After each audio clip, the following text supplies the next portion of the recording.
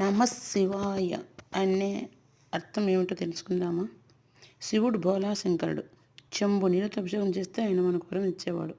నమ శివాయ అనే పదమును మనం చాలాసార్లు వినే ఉంటాం. వినడమే కాదు, చాలాసార్లు మనసులో అనుకొని ఉంటాం.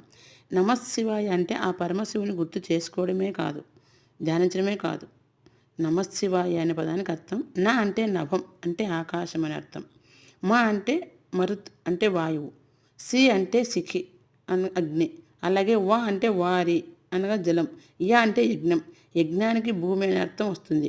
ఈ ఐదింటిని ఓంకార నామం చేర్చి ఉచ్చరించడం వల్ల ఆదిదేవుడు అనుగ్రహం పొంది సర్వస్వాపాలు తొలగిపోతాయి అని పురాణాలు చెప్తున్నాయి.